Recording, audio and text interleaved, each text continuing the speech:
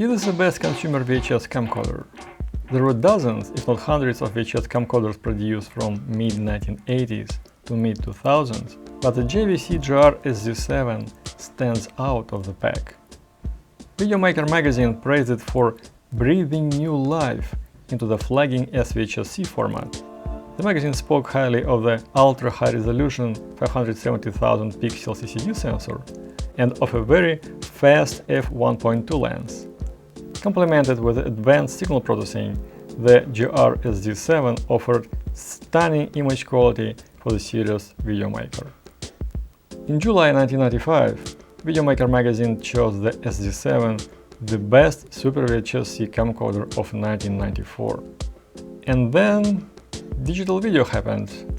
DV standard was codified in April 1994. First DV camcorders were released in the fall of 1995 and made analog video obsolete overnight.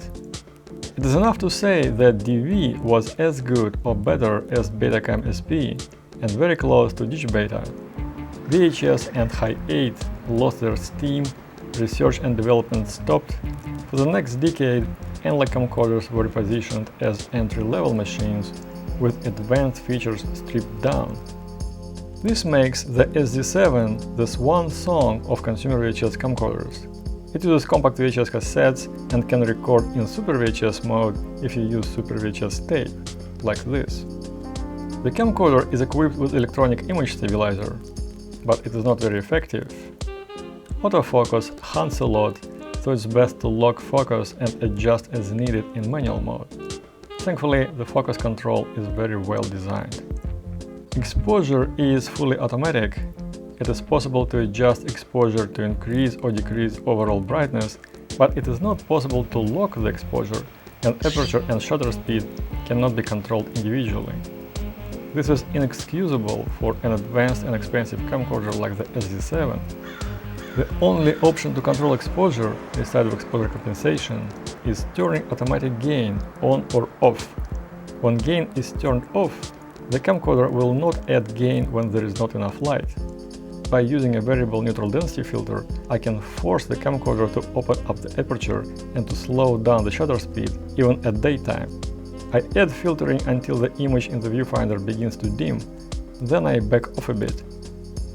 Fully open aperture helps separating subject from background by blurring out of focus areas. Slow shutter speed adds motion blur to moving object. All of this blurring hides low resolution of VHS. The camcorder records hi-fi stereo audio, which was a big deal when most camcorders recorded monophonic audio track. After capturing the video through S-video cable into VIX TV FM card, digitizing it, deinterlacing, cleaning color noise, reducing shimmer, scaling it up and sharpening, it looks usable. It would look very good on a 20-inch CRT TV set, but watched on a 50-inch plasma panel, it gives off a feeling of being permanently out of focus. This just shows the leap that happened first with DV, then with high-def. Video quality that we now accept as a given was nothing less than a miracle in mid-1990s. The SZ7 was a great camcorder for its time, probably the best in the segment, but its time has long gone. That's it. Please like and subscribe. Goodbye.